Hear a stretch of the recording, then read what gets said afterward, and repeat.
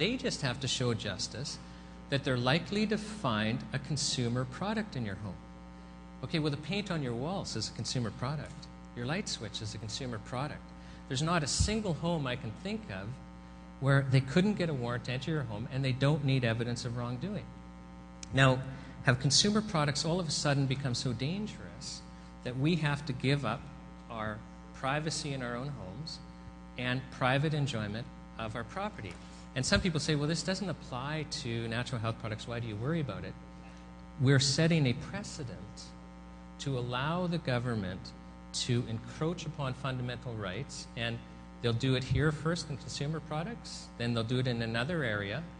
And if we don't do anything, I promise you, our children will think that it's normal for the state to be in their yards and on their private property, and will be normal for the state to be in our homes.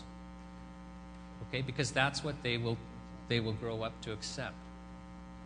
So I've watched this bill go through the House. All 4 of the major parties in Parliament have supported it. And it's now in the Senate. And nobody's made a peep. So that's kind of shaken my resolve about our willingness to stand up for our freedoms.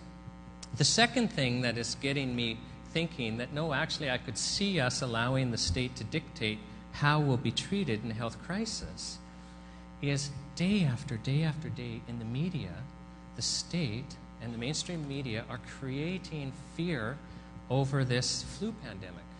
I mean, we don't have a flu pandemic, but no word of a lie, I bet you for the last 2 months, a day has not gone by where I have heard in the media or read in the newspaper or seen on TV something about the flu pandemic. You know, the government's buying vaccine, there's a list of the people who will get vaccinated first. It's there. They're generating fear. We don't have a flu pandemic, but they're generating fear. And I'm not aware of any time in history where the government has generated mass fear and that has not resulted in the populace giving away freedoms to be protected. So this happens for a reason, and there could be a legitimate flu pandemic. It could be legitimate for the government to restrict our movement. I'm not here to make a judgment on what will or will not be appropriate as things develop on the ground. I'm here to get you to think that when the government is creating fear, that tends to lead to you giving up your freedom. And the emotion of fear is not a good emotion to use to be making rational and sound decisions. So you have to be able to identify that you have been trained, I have been trained to give away our freedom whenever there is a safety issue. Now, some people have said to me, well, I actually, have real trouble believing that the government will restrict our health freedom or has restricted health freedom. And let me just give you a historical example, because here we are being groomed for a flu pandemic. The last flu pandemic was in 1918, swept across the whole world, definitely swept across North America. Literally, I think it was 1 in 5 people died. Very serious matter.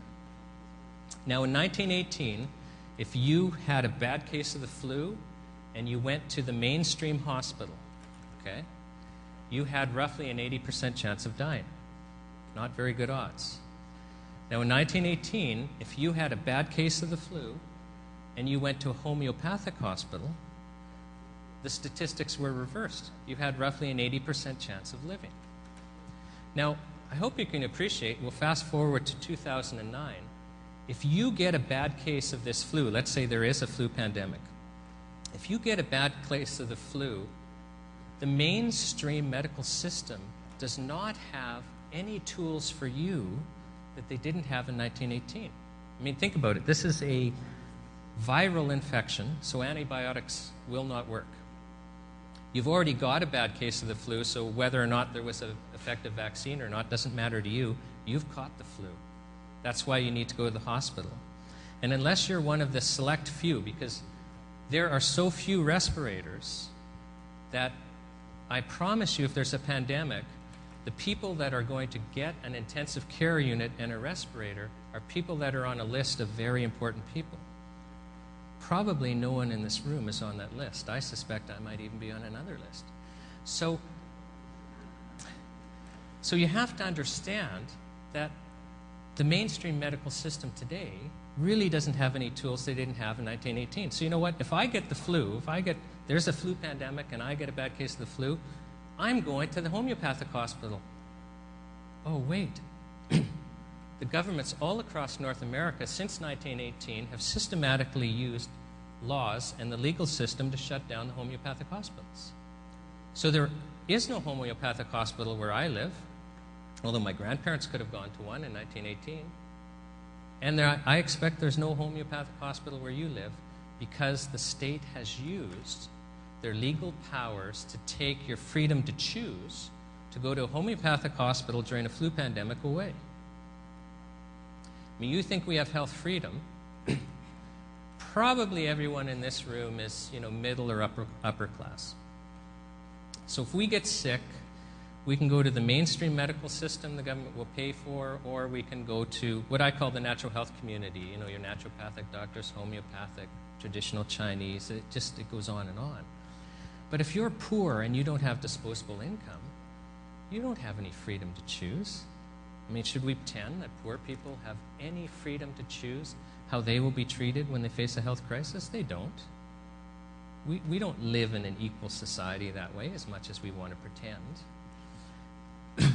You need to appreciate that the government actually has been in a consistent pattern of trying to direct all of us into the mainstream medical system. So here we are, we've got disposable income. We're here because we're into alternative medicine. But right now, the government is taking away your access to natural health products and alternative remedies at an accelerated rate, and you haven't even seen it yet. I'm going to explain to you how many products are disappearing and how bad it's going to get. But you need to appreciate that right now your freedom to choose to access natural health products is being taken away, and you're doing nothing, you're consenting to it because the government is saying it's needed for your safety. Now, when the government says it's for our safety, I have to announce to you that that's an absolute lie. It's just something you're being told so that you will give up your freedom. And let me give you a couple of examples. I think it'd be appropriate to explain how I even got involved in this. I was actually working at a law firm, and there was a herbalist by the name of Jim Strauss who was importing herbs into Canada, and Health Canada seized his herbs. So he sues Health Canada to get his herbs back. Health Canada hired the law firm I was at, and I got the file, and so I'm actually acting for Health Canada against this herbalist, and I go to court and I beat him.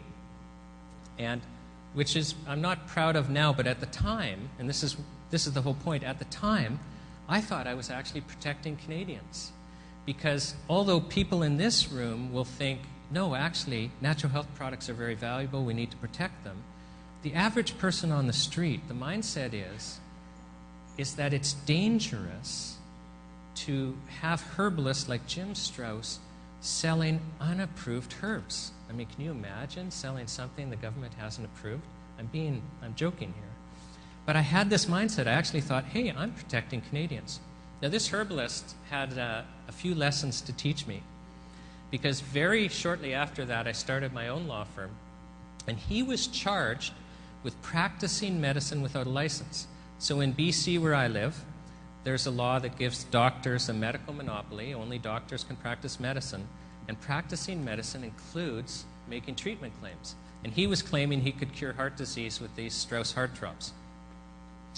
So he's charged, and I got to decide, well, how am I going to defend him? It's clear to me he's breaking the law. He says, I can cure heart disease, and the law says he can't do that. So I decided to attack the law itself, because in our Constitution, on the one hand, we have freedom of expression, and here I've got a law saying he can't say what he wants to say, and so I let the government know I was going to ask the court to declare the law to be unconstitutional, and I started to prepare.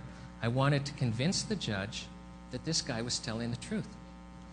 And so he's got a little herb shop, I'm at his little herb shop, and I say, Jim, is there any way that we can show you're telling the truth, that you can cure heart disease? And he doesn't even blink. He just goes into the back, and he starts bringing me out boxes. And I take the boxes back to my office. They're filled with letters.